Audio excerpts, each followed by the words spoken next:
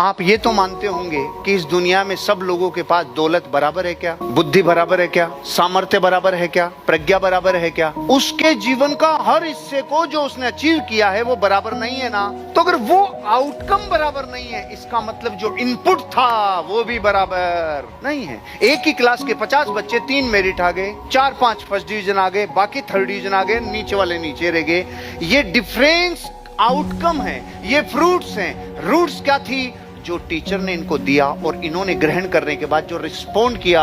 इसका मतलब हर एक व्यक्ति जो धरती पे सफल हुआ है उसके पीछे कोई सीक्रेट है भाई, कोई तो सीक्रेट है। अरे माइक्रोसॉफ्ट के पीछे सीक्रेट है यार, फेसबुक के मालिक के पीछे, सक्सेस के पीछे सीक्रेट है। अंबानीज, डालमियाज, सिंघानियाज, टाटाज, बिरलाज सीक्रेट है और बताते भी हैं, लेकिन वो उन्हीं कानों तक पहुंचते हैं जिन कानों को वर्षों से प्यास होती है। मुझे कुछ ऐसा पता चल जाए जो मुझे अब तक पता नहीं है, मैं कुछ ऐसा करने लग जाऊं जो मैंने अब तक किया नहीं है, मैं कुछ ऐसा जान लूं जो अब तक मैंने जाना नहीं है। यह है सफलता का रहस्य।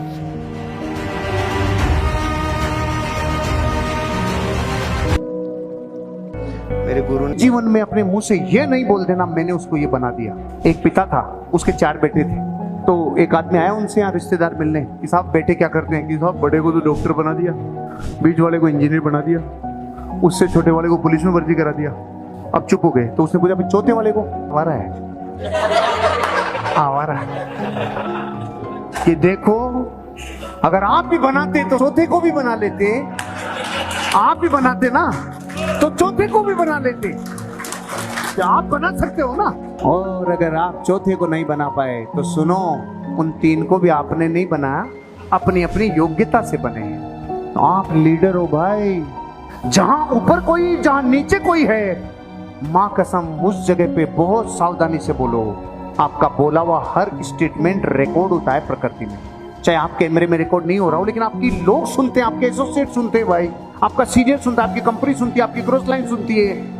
उससे आपके बोले हुए शब्दों से आपका एक फिलोसॉफी झलकती है। इसको ध्यान से रखना भाई, कभी भी जीवन में बोलने से पहले। एक लड़का था, लड़की से शादी हो गई। लड़की का पिता अकेला था, मम्मी नहीं थी, उसकी मां नहीं थी।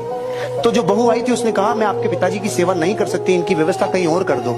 लड़की ने बोला अरे तू क्या बोल रही है, मेरा पिता है, मुझे पाला है, पोसा है, बड़ा किया है। 1 साल बीत गया, 2 साल बीत गया। लड़की ने फिर बोला मैं आपके पिताजी की सेवा नहीं कर सकती, इनको कहीं और रख लो। अरे तू क्या कह रही है, उनके कंधों पे जो घाव है ये मुझको उठाने से ही हुए हैं, तू क्या कह रही है? 3 साल और निकल गए।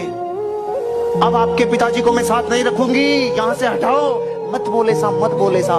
और 5वें साल तक आते आते झंडा गाड़ दिया, या तो तेरा पिता को चुन या मुझे चुन, दोनों में से एक चुन।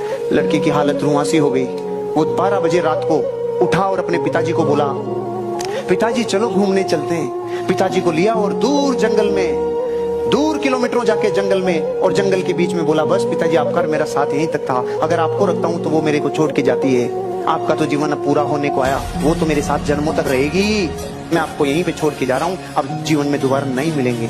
पिताजी की आंख में आंसू आ गए और रोते रोते कांपते होंठों से पिताजी ने बोला बेटा मुझे यहाँ से 3 किलोमीटर आगे छोड़ दो। तो बेटे ने पूछा क्यों पिताजी?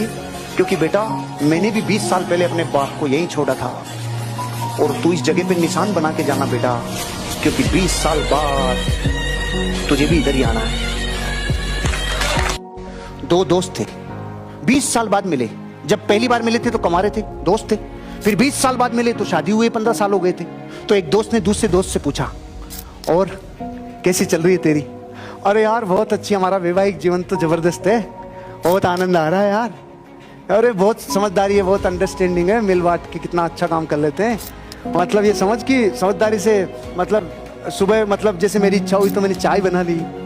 कभी कभी तो मेरे साथ जैसे लगता है कि भाई आज खाना मैं ही बनाऊं, तो मैं तो बहुत अच्छे से बना लेता हूँ यार, और बहुत अंडरस्टैंडिंग है हमारी। तो जैसे मेरे को लगता है कि आज उसका सफाई में हाथ बटाऊं तो मैं सफाई भी कर लेता हूँ यार। मेरे तो क्या बहुत अच्छी अंडरस्टैंडिंग है, मैं तो सारा मतलब संभाल लेता हूँ। तू बता तेरी कैसी चल रही है? उसने कहा साले फटेली तो मेरी भी तेरी तरह है, लेकिन तेरी जैसी पीपीटी बनाना नहीं जानता मैं। साला बेवकूफ बनाता है मेरे को। कुछ समझ में है? साले झाड़ू तू लगाए, बर्तन तू मांजे, सारे काम कर रहा है, लेकिन बता ऐसे रहा है व्हाट अंडरस्टैंडिंग। कितने लोग शादीशुदा है? हाँ सम्मान से हाथ खड़ा करिए, इसमें डरने वाली क्या? Thank you. आप सिर्फ इतना पूरे प्राणों से एक्सपीरियंस अगर किया होगा, कितने लोगों ने अपनी पत्नी को कभी ना कभी घुमाया है मार्केट में, बाहर, होटल, दुनिया, देश। हाथ खड़ा करो, बहुत अच्छा। अब जिन्होंने हाथ खड़ा किया उन्हीं को पूछ रहा हूं, आपके घर में आप उनके साथ कितने वर्षों से रह रहे हो?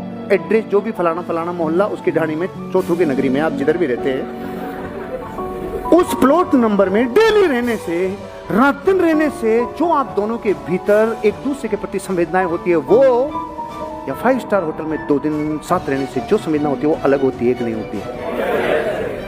यही है चेंज द पैटर्न। वो भी चाहती है सांड चेंज द पैटर्न। समझ गए?